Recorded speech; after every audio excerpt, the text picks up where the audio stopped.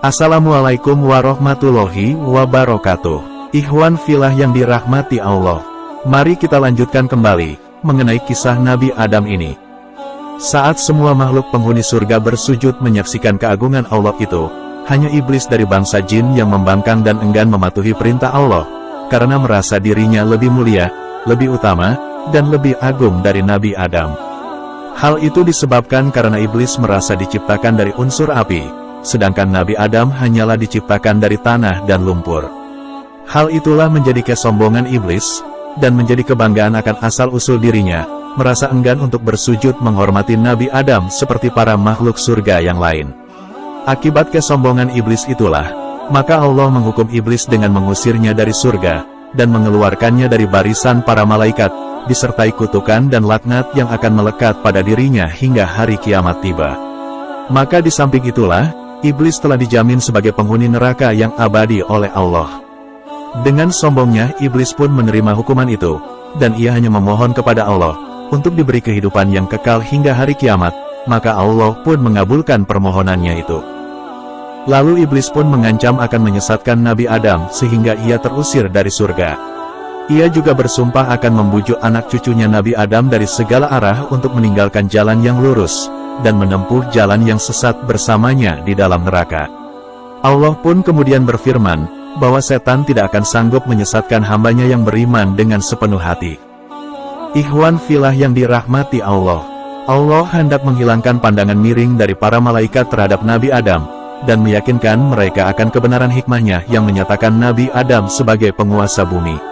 Maka Allah memerintahkan malaikat untuk menyebutkan nama-nama benda, lalu para malaikat tidak sanggup menjawab firman Allah itu, untuk menyebut nama-nama benda yang berada di depan mereka, dan mengakui ketidaksanggupan mereka dengan mengatakan, bahwa mereka tidak mengetahui sesuatu pun, kecuali apa yang diajarkannya.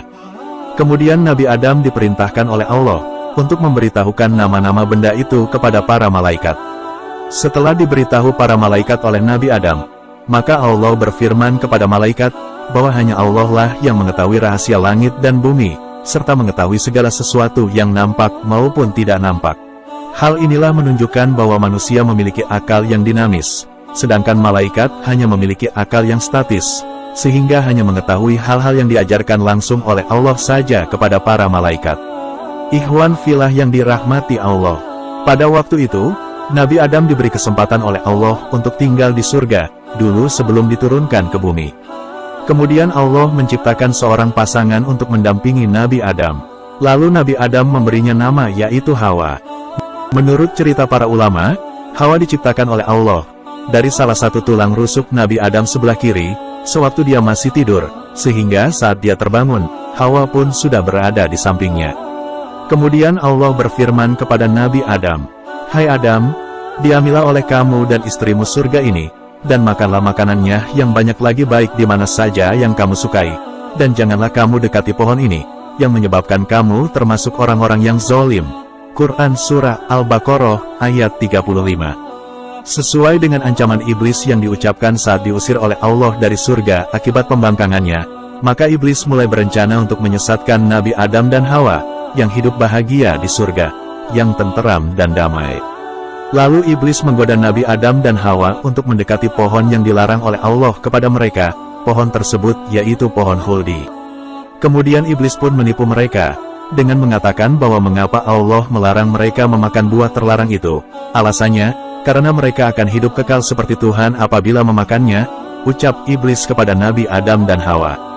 Bujukan iblis pun terus-menerus kepada Nabi Adam dan Hawa, sehingga keduanya terbujuk dan memakan buah dari pohon terlarang tersebut. Maka jadilah mereka melanggar ketentuan Allah, sehingga Allah pun menurunkan mereka ke bumi.